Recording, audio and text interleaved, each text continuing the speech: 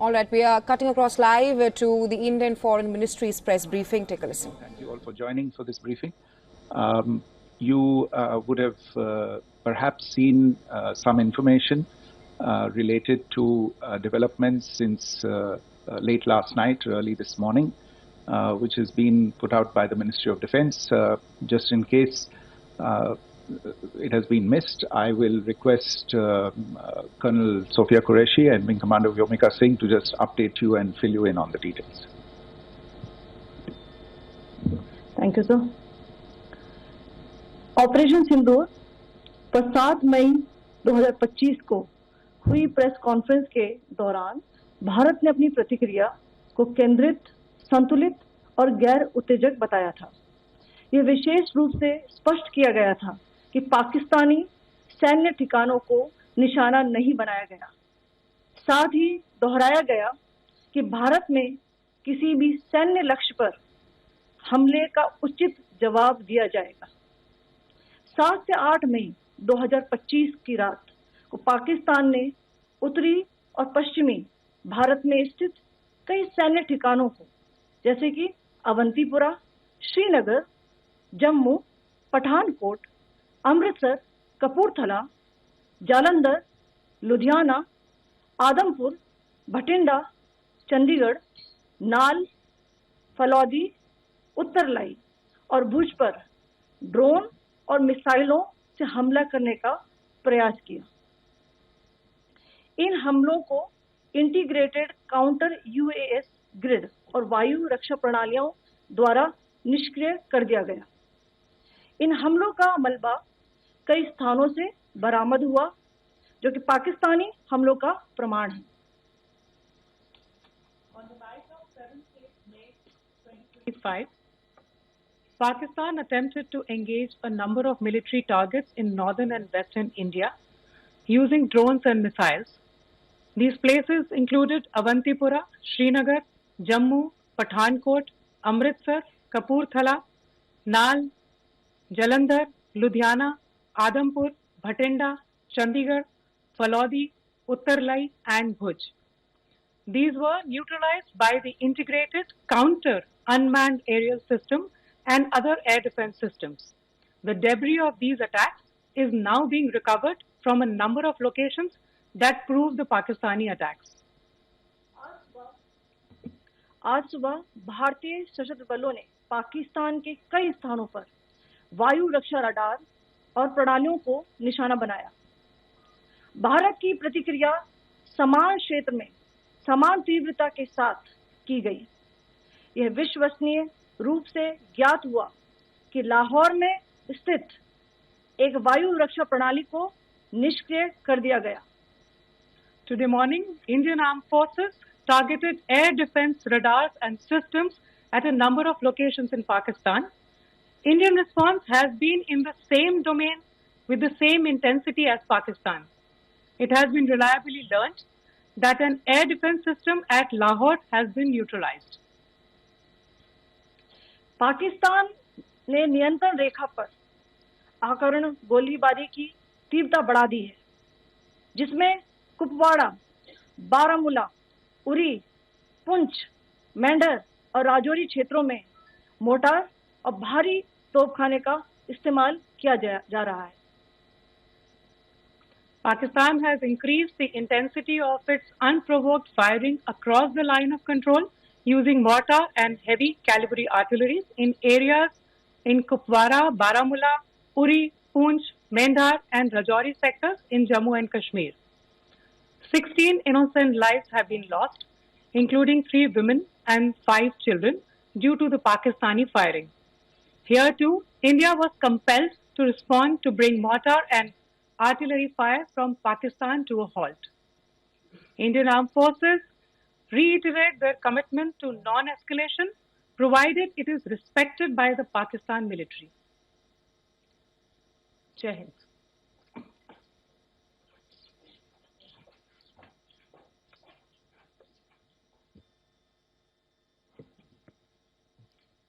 Thank you. Friends, this is, as I said, further to the briefing that was provided yesterday and some of the updates that have been just provided by Colonel Qureshi and Wing Commander Singh. I thought that we would just put some of the aspects related to the events that started on 22nd April with the barbaric terror attack in Pahalgam into further context, because there is a certain amount of commentary that has happened with regard to the events since then. And more than the commentary, there has been a lot of disinformation that has been directed at us from across the border. So a few things that I would like you to keep in mind. First of all, there is mention on all sides of escalation. I think the first point that you have to keep in mind is the attack of 22nd April in Pahalgam is the original escalation. ये जो सिलसिला है जो हम देख रहे हैं आज की घटनाओं को लेके, ये 22 अप्रैल के पहलगाम के हमले से शुरू हुआ है. एस्केलेशन वहां पे हुआ है और उस एस्केलेशन का जवाब भारतीय सेना ने, भारतीय फौज ने कल अपने एक्शन से दिया है. Secondly, I want to invite your attention to the involvement of the group calling itself the Resistance Front in these attacks. I pointed this out yesterday that this is a group that is a known front for the well-known Pakistan-based terrorist organization, Lashkar-e-Taiba. The group has been reported earlier. I mentioned to you about the Indian authorities providing information to the UN 1267 Sanctions Monitoring Committee. And in fact, we are going to be meeting with the team again very soon, and we will be providing an update to the information that we have provided earlier. But what is interesting, दिलचस्प बात यह है कि संयुक्त राष्ट्र की सुरक्षा समिति में जब पहलगाम के हमले को लेके एक प्रेस वक्तव्य जारी करने की बात चल रही थी, तो आप सोचिए किस देश ने टीआरएफ का, द रेजिस्टेंस फ्रंट का उसमें मेंशन किया जाना, उसको अपोज किया, पाकिस्तान ने. This was after the fact that the TRF claimed responsibility for this attack not once but twice, within a few hours after the incident on the 22nd of April, and then again on the morning of 23rd April. And it is perhaps only after the full gravity of the incident was realized by its masters and handlers across the border that it was managed to back off from this claim. Obviously, that retraction doesn't convince anybody. तीसरी चीज जो मैं आपसे कहना चाह रहा था, और कर्नल कुरैशी और विंग कमांडर सिंह ने कल भी बड़े स्पष्ट शब्दों में और आज भी आपसे ये बात साझा की है. जो भारतीय रिस्पॉन्स है वो नॉन एस्केलेटरी है, प्रिसाइज है, सटीक है, मेजर्ड है और कंसिडर्ड है. Our intention has not been to escalate matters. We are only responding to the original escalation, as I said, and our response has been targeted, precise, controlled and measured. Only no military targets have been selected. Only terrorist infrastructure in Pakistan has been hit. Now, there are, as I said, a number of issues that have been raised in commentaries, and there's a lot of, as I said, unfounded disinformation and fabrication that has come from across the border. And I would just like to use this opportunity to set the record straight on some of these issues. The first of these is Pakistan trying to wash its hands off any and all involvement with terrorism. I think the Pakistani information minister said there are no terrorists in Pakistan. And I think he was challenged on that in the television program that he was appearing on. But even if I partially repeat myself from yesterday, I think Pakistan's reputation as the epicenter of global terrorism is rooted in a number of instances where concrete evidence is available, not just to India, but to governments and authorities and agencies around the world.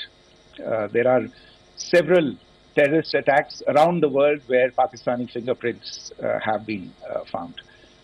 I don't need to belabor the point with regard to this audience about where Osama bin Laden was found and who called him a martyr. Pakistan has also for decades pursued cross-border terrorism into India with impunity, and as I said yesterday also, in order to deliberately mislead the international community, they claimed that the terrorist Sajid Mir was dead. They came under pressure, and Sajid Mir was then brought back to life, arrested, and is now apparently in Pakistani custody. Pakistan is also home to a very large number of UN proscribed as well as UN proscribed terrorists, as well as terrorists proscribed by a number of other governments in the world, including, of course, the Lashkar-e-Taiba and the Jaish-e-Mohammed, as well as their leaders, Masood Azhar and Hafiz Mohammed Saeed. आपने देखा होगा हाल ही में पिछले ही कुछ दिनों में पाकिस्तान के रक्षा मंत्री और उनके पूर्व विदेश मंत्री दोनों ने इस बात को माना है कि पाकिस्तान का ऐसे ग्रुप्स के साथ जो रिश्ता है वो क्या रहा है. Both the defense minister and the former foreign minister of Pakistan, I think they've done a more eloquent job of this than I could ever do in terms of describing their country's implication in international terrorism and their involvement in housing these kinds of groups. दूसरा जो विषय है वो है पाकिस्तान का जो एक दावा है कि एक इंटरनेशनल impartial investigation होना चाहिए, एक joint investigative committee होनी चाहिए. These calls for jointly investigating this heinous and barbaric attack in Pahalgam. Again, I think you know the history well on this. You know the track record well, and it is not a bright track record insofar as Pakistan is concerned. In fact, in the pursuit of justice for the victims of multiple terrorist attacks, whether it be Mumbai in 2008, in Pathankot in 2016, or many others. But in particular for these two attacks, India had offered to cooperate. India provided forensic evidence and urged Pakistan to bring the perpetrators of these attacks to justice. We, in particular with regard to the Mumbai attacks of 2008, where a Pakistani Lashkar-e-Taiba terrorist was captured alive, India provided extensive information and evidence related to the involvement of Pakistani terrorists in this attack. Cases were registered, but you are all aware that these cases have not progressed, despite the formation of judicial teams, etc. And Pakistan has consistently stonewalled all efforts to move the investigation along. In fact, with regard to the Pathankot attack as well, a joint investigative team was formed. We gave access, unprecedented access, I should say, to Pakistani team to the site of the attack. details of call records data and DNA, etc., were shared with Pakistan. We had shared with them details related that we had been able to access to the addresses of terrorists. We presented evidence against the office bearers of Jaish-e-Mohammed who had conspired in the attack, and the handlers of the terrorists who facilitated them and guided them in. But there has been no movement on this. So in all of this, I think the experience has not been positive, and it certainly doesn't give us the confidence now to take at face value Pakistani assertions of wishing to participate in a joint investigation. These are just delaying tactics. These are just stonewalling tactics. And in fact, there is reason to believe that Pakistan uses the evidence that we provide only to cover its tracks and, in fact, defend the terrorists who we are looking for and obstruct the path of investigation. A third point that I wanted to address was the claim that only civilians were killed in the strikes on the 7th of May. We have made the point very clearly that all attacks on the morning of 7th May were against carefully selected terrorist infrastructure, terrorist targets. It is not clear to us, in fact, seeing some of the coverage of the after effects of these strikes, including the funerals for the terrorists that were held yesterday. I think a lot of you have seen the reports and the coverage on media.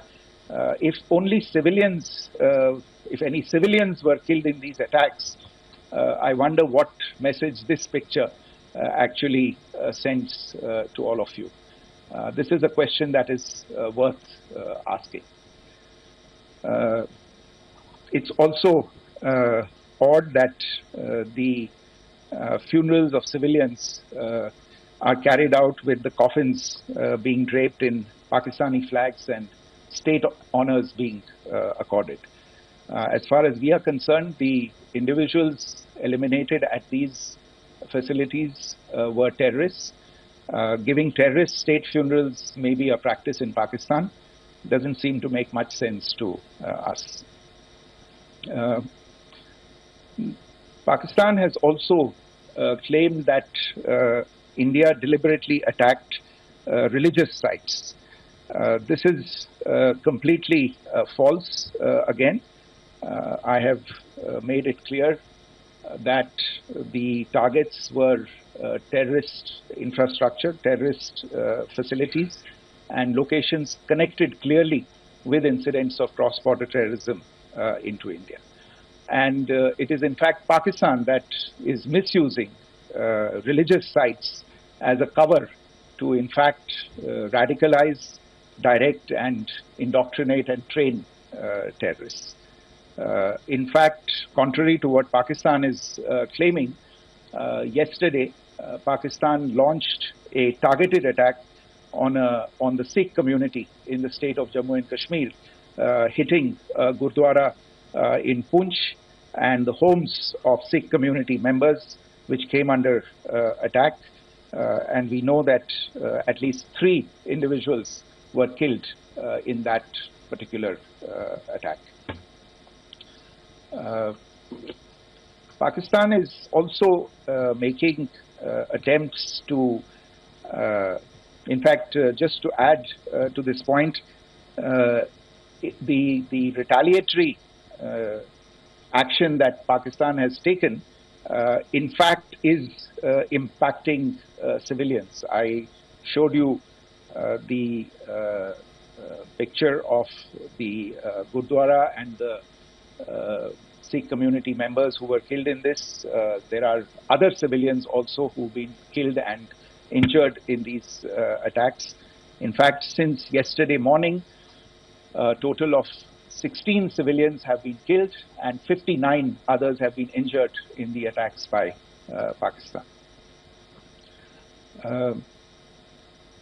Not only this, Pakistan is also making attempts as part of its disinformation campaign to paint our action with regard to cross-border terrorism through the communal angle.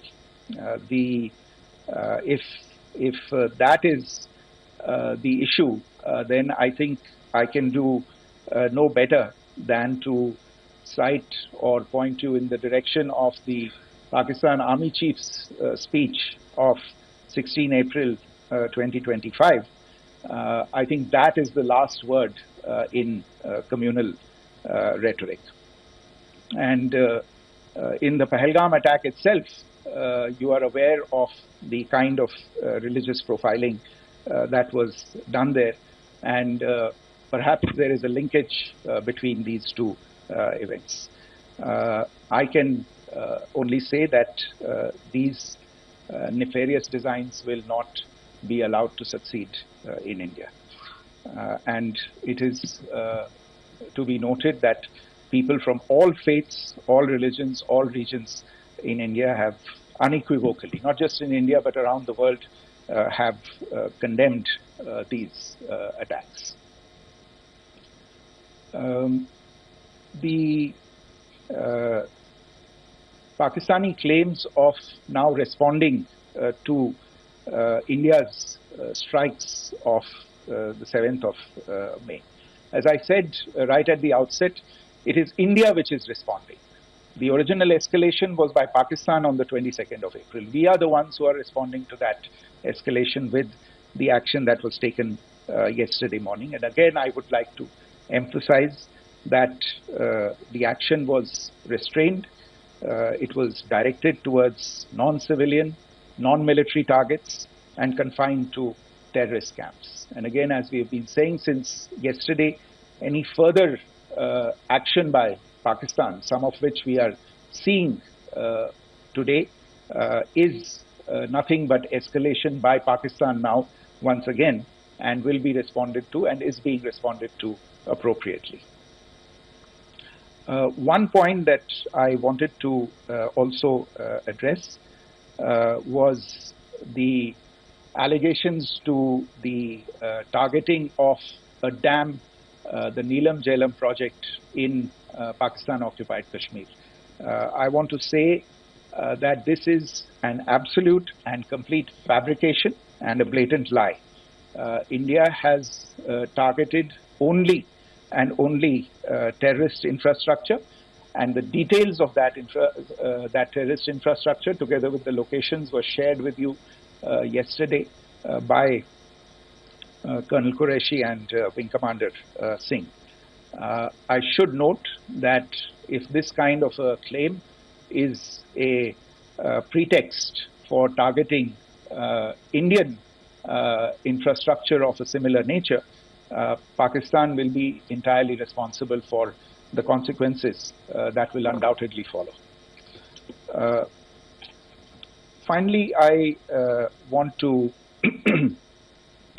address some issues that have been raised related to the Indus Waters Treaty and the disinformation that has been raised in regard to that as well. The fact is that there have been fundamental changes in the circumstances in which the Indus Waters Treaty was concluded, and they call for a reassessment of the obligations under the treaty.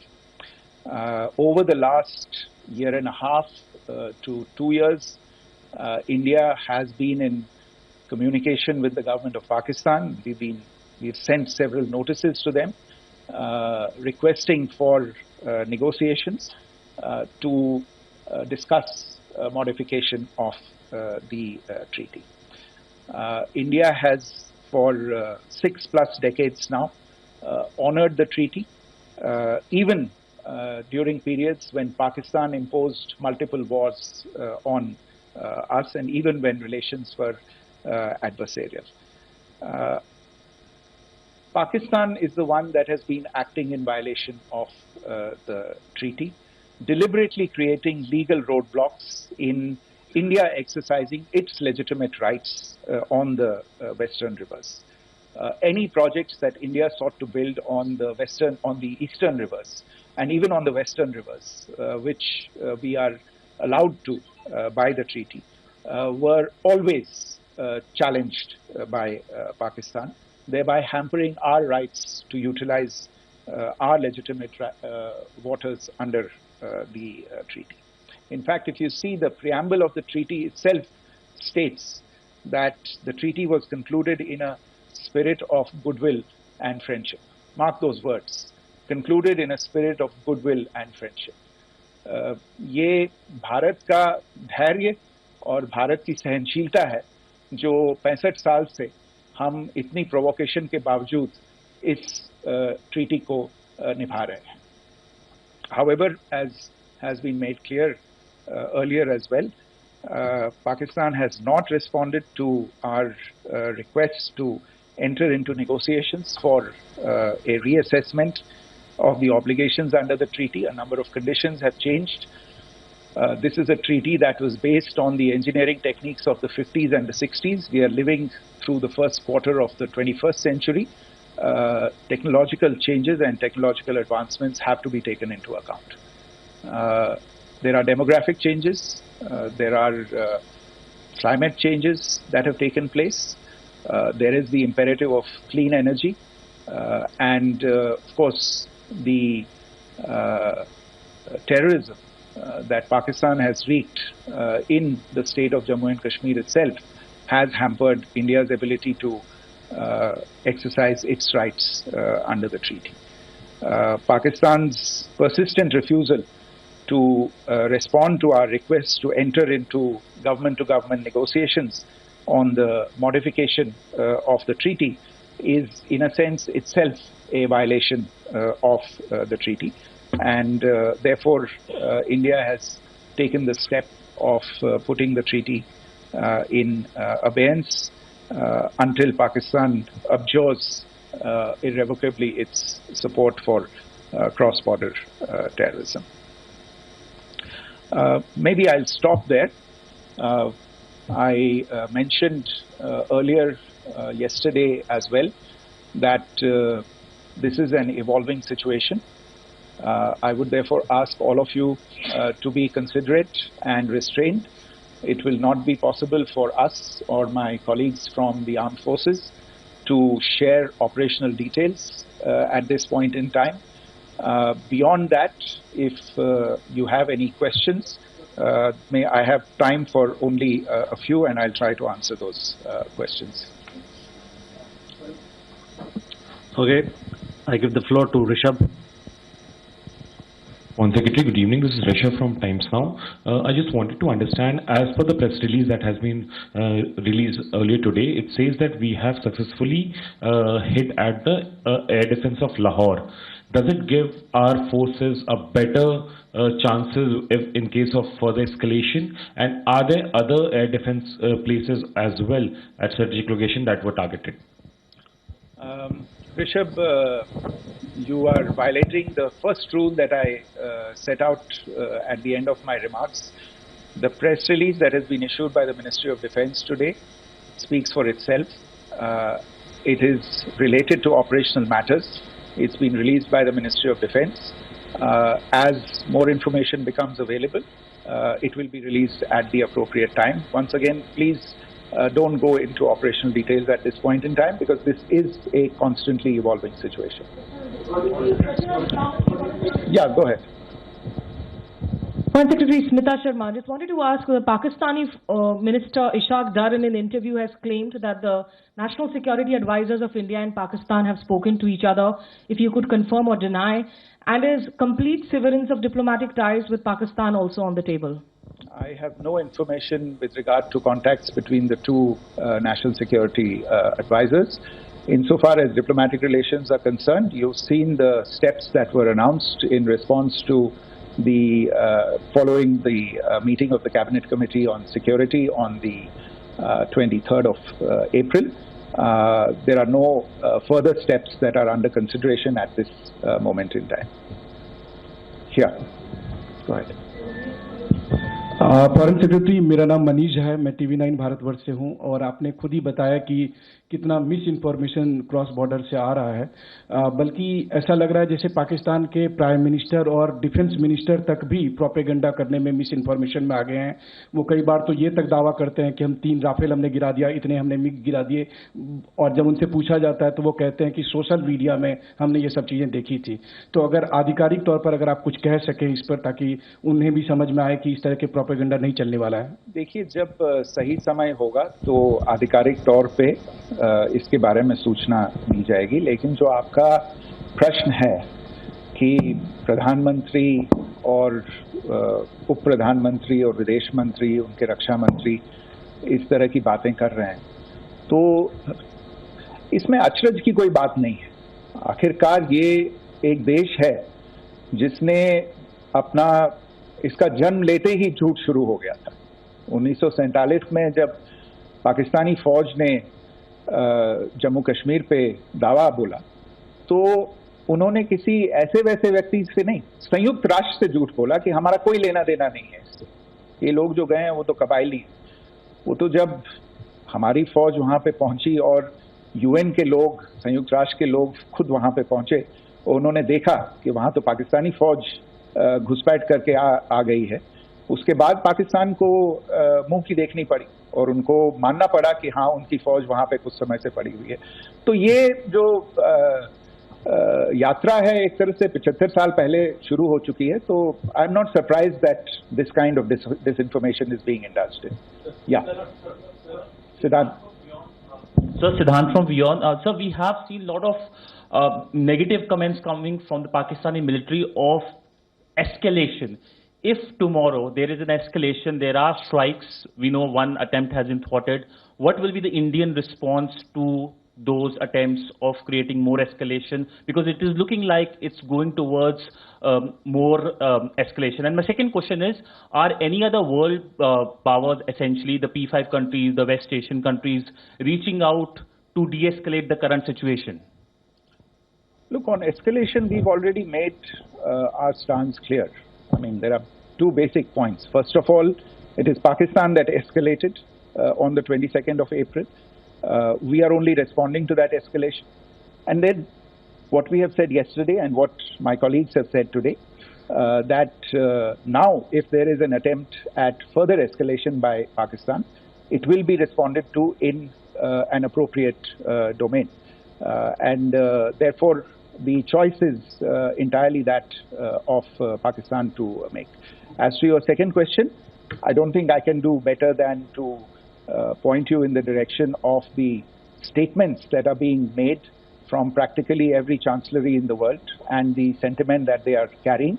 That sentiment essentially and for the major portion is support for the government of India in the context of the condemnation of the terrorist attack in Pahalgam on the 22nd of April.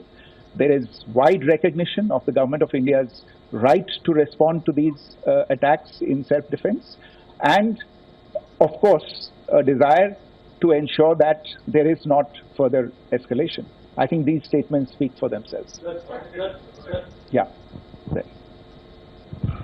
Sir, this is Mausami from India Today.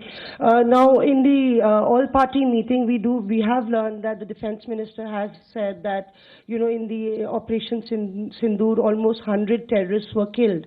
Would we have any details about what is the number like, and also about if there were any big faces, masterminds, terrorist masterminds who were in fact killed? There is also a report that Masood Azhar's family's 10 members have been killed, and Rauf Asghar, who was actually the mastermind of Pulwama, he's also been badly, severely injured. I don't have information at this point in time to share with you on these issues, but as I said, I think, there is so much information out there on television, in the news media, in social media, that it sometimes looks like a long time has passed since this. Please understand that slightly over 36 hours only have passed since this operation was undertaken. Let us have some patience. Information will come out and will be shared in due time. Shruti. Thank you, Foreign Secretary. Shruti Ranjan from Bloomberg. Sir, could you give us any understanding whether India has moved the IMF or the World Bank to kind of, sensitize them about the the bailout that Pakistan has, and the kind of stuff that the Pakistan government is doing? Look, we have an executive director at the IMF. Tomorrow there is a meeting of the board of the IMF, and I'm sure that our executive director will put forward India's position. The decisions of the board are a different matter. You know the process through which they are made. But I think the case with regard to Pakistan should be self-evident to those people who generously open their pockets to bail out this country. And since you are from Bloomberg, I think you would have the data on how many IMF bailout programs have been, very good, thank you, have been sanctioned in the space of the last 3 decades. And I think you would also have an idea of how many of those programs have actually reached successful conclusion. Probably not many. So I think this is a decision that board members have to take by looking deep within themselves and looking at the facts. So we can, one last question, sir. Sure. One last question. Foreign Secretary, I'm Siddhant from CNN News 18. I would like to know, since it's an opportunity to speak to you, I would like to know the response coming from United States since last 3 weeks. Saudi Arabia, Qatar. In fact, Prime Minister Modi spoke to Qatar before the strikes that evening. Perhaps how do you read the support coming from these countries? Perhaps traditionally they were seen on the other side. This time around, their statements are strong-worded. In fact, India-Saudi joint statement also had a very strong condemnation, strong-worded condemnation.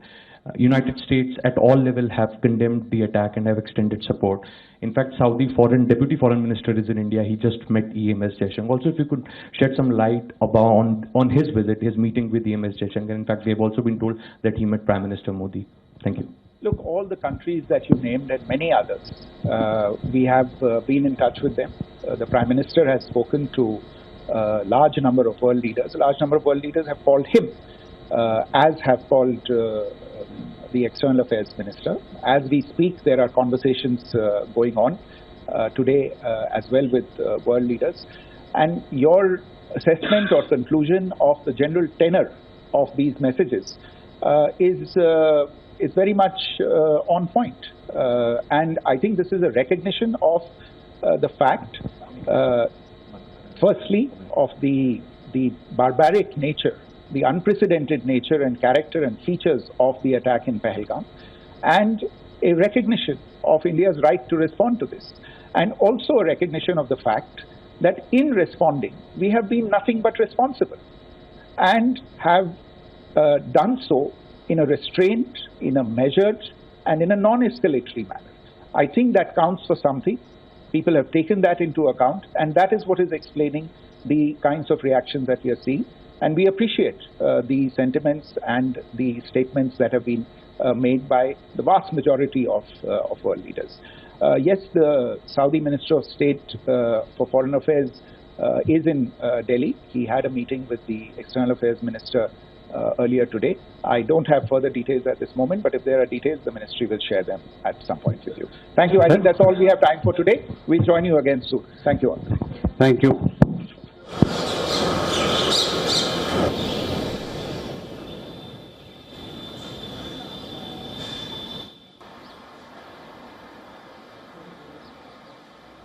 That was Foreign Secretary Vikram Misri there, giving a pretty comprehensive brief in terms of what's been happening with respect to the tensions between India and Pakistan. Looking in terms of how things have progressed in just the last 24 hours, there's been at least 15 attempts by the Pakistanis to shoot missiles that were aimed at 15 different cities, and the Indian side has managed to intercept every single one of them. And this has happened in the aftermath of those precision strikes that India had struck in 9 different locations within Pakistan. So the manner in which things appear to be moving, there is a clear upping of escalation in terms of how the Pakistanis have responded. India has also responded in a very calibrated manner, this time striking at the military targets within Pakistan. And there is a clear message that is being sent out in terms of how things are progressing between the two nations.